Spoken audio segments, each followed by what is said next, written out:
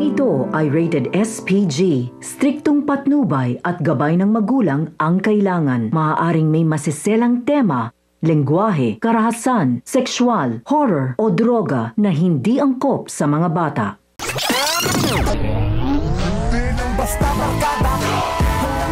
Patuloy nga ang pagpapanggap ni Ramon na wala siyang alam sa pagpapanggap ni David at sa mga plano ni Olga. Matapos niyang sabihin kay Ribas na kailangan niya munang mahanap ang kanyang tunay na anak at dalhin mismo sa mansyon kasama si Severino upang ipamukha kina David at Olga ang pangluloko ng mga ito. Dagdag niya pa na malaking ebidensya si Severino at kaya pala hindi siya makaramdam ng lukso ng dugo kay David. Sa kabilang banda, inumpisahan na rin ni Ben ang paghahanap sa napangasawa ni Mokang dahil yun nga ang hiling ni Tanggol bago siya makalaya at handa rin tumulong si Supremo upang makabawi sa laki ng utang na loob niya kay Tanggol.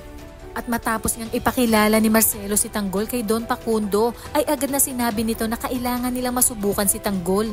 Kaya naman isasama nila ito sa pakikipagkita sa mga Montenegro upang subukan sina Ramon sa mga bago nilang kargamento na ibabagsak sa Quiapo.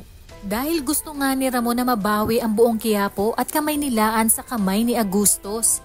Ayon kay Senyor Facundo, dito nila masusubukan ng tapang at deskarte ni Tanggol dahil anumang oras ay baka matunugan sila ng mga tauhan ni Agustos at magkaroon ng komosyon.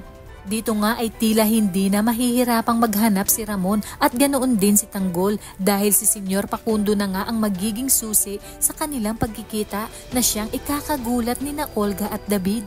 Malalaman na rin ni Ramon na ang kanyang anak pala na si Tanggol ang siyang tumangay kay Mokang at ang kalaguyo nito. Magagawa kaya niyang kalimutan ang lahat para lang sa kanyang anak? At hindi rin kaya ni Tanggol na tanggapin si Ramon bilang kanyang tunay na ama sa kabila ng mga nangyari.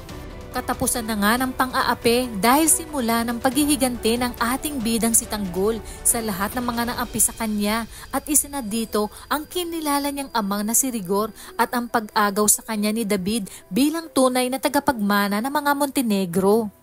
Kaya naman kapamilya, kung bago ka pa lang sa aking channel ay mag-subscribe ka na at i-click mo na rin ang bell icon para updated ka sa pinakahuling kaganapan sa paborito mong teleserye, ang FPJ's Batang Quiapo. Hanggang sa muli, salamat!